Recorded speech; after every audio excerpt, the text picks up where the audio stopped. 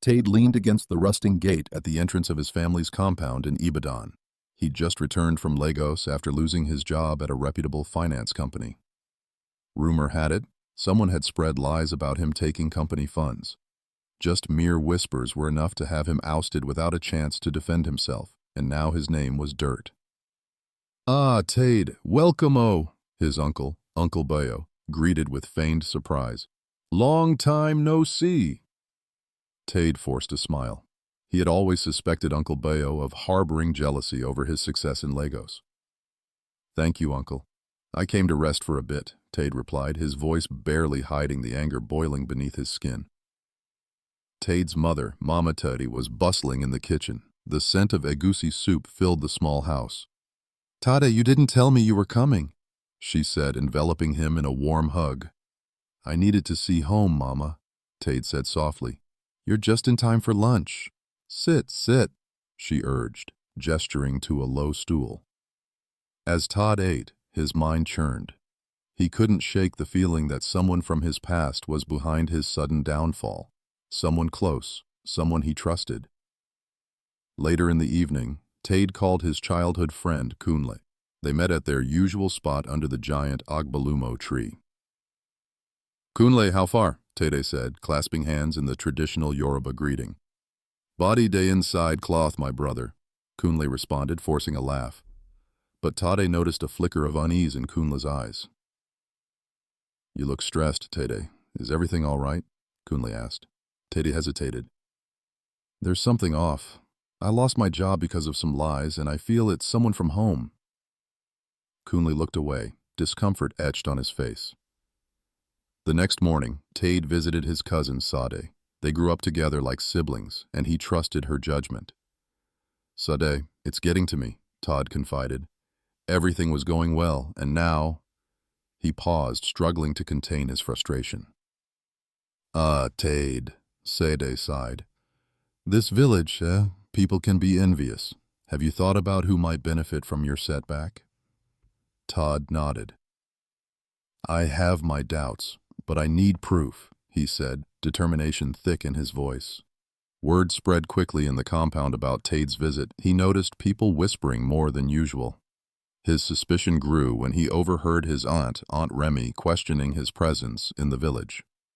"Why would Tade leave such a big job in Lagos?" she asked another woman at the corner of the compound. "A big job doesn't just vanish," the woman replied skeptically. Tade's younger brother, Wool, approached him with hesitation. "Bro, I've been hearing some things," Wool said, shuffling nervously. "You remember Deji from our street?" Tade frowned. "Yes, what of him?" Wool leaned closer. "He's been telling people that you cheated him in Lagos." Tade's heart dropped. Deji, a once close friend who had sought his help when things were rough. Anger bubbled inside Tade as he stormed into Deji's compound later that night. People in the neighborhood watched silently. They knew something was brewing. "Deji, we need to talk," Tade called out, his voice echoing through the dark compound. Deji appeared at the door, surprise flashing across his face. "Tade, what's all this?" Deji asked, feigning innocence. "You've been telling lies about me. Why?" Tade's voice broke with betrayal. Deji looked around nervously but remained silent. Tade left Deji's house feeling more alone than ever. He paced the quiet streets of the village, the weight of humiliation heavy on his shoulders. His heart ached with betrayal. How could someone he trusted turn on him? He reached the old bridge where he and his friends used to play as children. The memories came rushing back, bittersweet and painful. He punched the air in frustration, willing the tears to stay hidden. Days passed, and Tade grew more restless. The betrayal gnawed at him, and his nights were sleepless. His mother noticed the change. "Omomi, you need to eat," she urged, but Tade shook his head, unable to stomach the food, let alone the betrayal. Todd sat with Kunle again, this time in silence beneath the Agbalumo tree. Tension hung between them like thick Harmattan fog. Finally, Kunle spoke. "Tade, I have something to confess. When Deji told me he'd borrowed money but didn't repay, I didn't believe him. But when I saw how everything fell apart for you, I thought, maybe." Tade felt his heart splintering further. "You believed him?" he whispered, voice weak. "I didn't know what to think," Kunle mumbled. ashamed. Tade stood, his resolve hardening. "I can't let this go unpunished," he said, meeting Kunli's eyes. "Deji will know that betrayal comes with a price." Kunli swallowed hard. "Be careful, Tade. This path—" Tade cut him off. "I have to do this," he declared. Tade visited Tade again. "I need to find a way to expose Deji," he said, pacing her small sitting room. "There are people who can help," Tade suggested, hesitating slightly. "But it will cost you something," she warned. "Whatever it takes," Tade replied instantly, his mind made up. Armed with Tade's advice, Tade sought out a local journalist known for digging up the villagers' secrets. "I need proof that Deji lied about me," Tade said urgently as he approached Paul, the journalist, at his office. Paul looked intrigued. "We might find something," he said thoughtfully. "But remember, sometimes ugly truths can hurt more than lies." As Paul began his investigation, Tade lay awake at night, imagining what Deji might have said to ruin him. He replayed scenes in his mind, Deji smiling, lying to his face, feasting on his ruin. A call came late one night, the phone's shrill ring cutting through the silence like a knife. "Hello?" Tade answered, holding his breath. "It's Paul," said the voice on the other end, tinged with urgency. "You need to see what I found about Deji. Come to my office in the morning." Tade's heart pounded with anticipation. Was this the evidence he needed to clear his name and start his path to revenge? The morning couldn't come soon enough. The next morning, Tade stood anxiously outside Paul's modest, cramped office. The air was electric with anticipation, but beneath it, a coil of doubt tightened in his chest. How far had he let the anger take him? Yet, seeing his name cleared was the only thing in his mind. Paul opened the door with an air of gravity. "Tade, come in," he beckoned. Tade pressed into the small room where a pile of documents lay strewn across a wooden table. Paul, straightening his glasses, began to speak earnestly. "It seems Deji not only lied about the money, but has connections with people he's been manipulating for some time." "What do you mean?" Tade demanded, leaning forward. "He's been borrowing from others using your name, said it was a business investment with you," Paul explained. "This might be bigger than personal revenge." Tade's fists clenched involuntarily, anger simmering. Yet there was something else, too. Disbelief, weariness. "So, what now, Paul?" Paul met his eyes. "We publish it. Let the truth out there, backed with enough proof that even his tongue can't twist around it." Tade hesitated, seeing the cost of exposing it all ripple through the community. "Do it," he finally said, firm but battling with his conscience. Word traveled through Ibadan like wildfire. By evening, whispers had grown to a cacophony of scandal. Aunt Remy and Uncle Bayo discussed it loudly over dinner. "Tade always impressed me with his business sense," Uncle Bayo remarked, self-serving praise on his lips. Aunt Remy only nodded, distracted. Tade's voice cut through their chatter. "When something like this happens, it doesn't leave the air easily." His uncle's gaze faltered. "Just make sure you know what you're doing," Uncle Bayo replied, though something more lay under his words, an admonition, a warning. Tade joined Tade at the Agbalumo tree as the sky dimmed. "Now everyone knows, but at what cost?" "Everyone has their sins," Tade muttered, focusing on the horizon. "At least this truth might bring some to justice." "And you, Tade? Is this the justice you dreamed of?"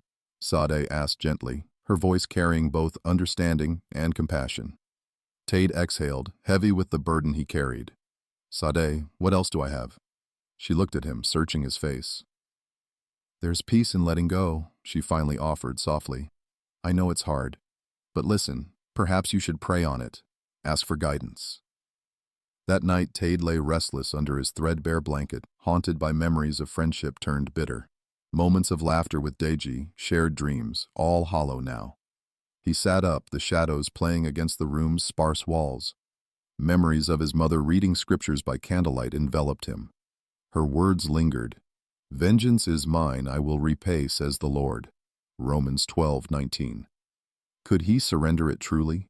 He breathed heavily, grappling with the desire for justice versus forging peace.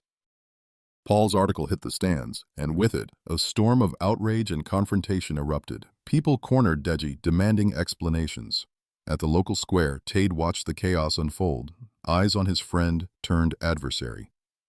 As Deji's words faltered against the crowd's questions, Tade felt a pang of compassion despite everything. Was this truly the resolution he sought? Deji spotted Tade, his eyes filled with a mix of animosity and desperation. Tade held his gaze, the weight settling like a stone in his chest. He turned, walking away to escape the suffocating tension, but not the rising tide of remorse. On the way home, Tade found himself trailing to the small church at the edge of the village, a relic he regularly passed but rarely entered. Inside, the stillness was profound. Pastor Gideon, the elderly minister, looked up from his Bible. "Ah, Tade," his voice like gentle rain on dry earth. "Pastor," Tade greeted, the words shaky. There, amidst the echoes of faith and grace, Tade poured out his heart, the betrayal, the anger, the emptiness it left him. Gideon listened, patient. Then he spoke. "Tade, even in our struggle, God's mercy is endless, but it requires surrendering our vengeance to find his peace." Tade sat with his head buried in his hands. The weight of each word seeped into his core. But how?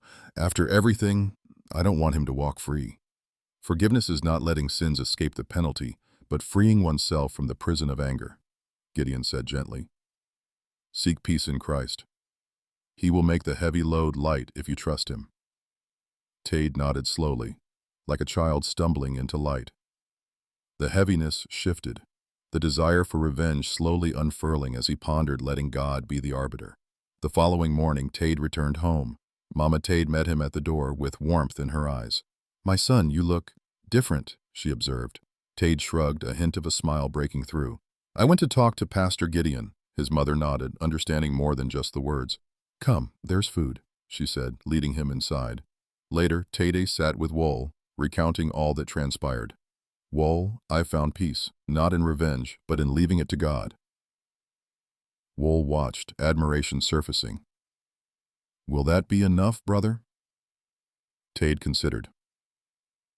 "More than anger begetting anger," he replied, a steadiness in his voice that hadn't been there before. In the days that followed, Tade reached out to Deji, an olive branch extended. It was awkward, stilted, yet the gesture calmed the waters, a first step toward understanding, if not reconciliation. Community members, initially aghast, found quiet respect in Tade's approach. Uncle Bio gave him a hearty slap on the back one afternoon. "You did all right, Tade," he admitted gruffly. As Tade walked home, dusk descending, he glanced toward the church, again lingering on its outline. A soft breeze carried the murmurs of life settling. Families gathered as he approached the bridge near his home. He paused, the flow of the journey leading him to reflection.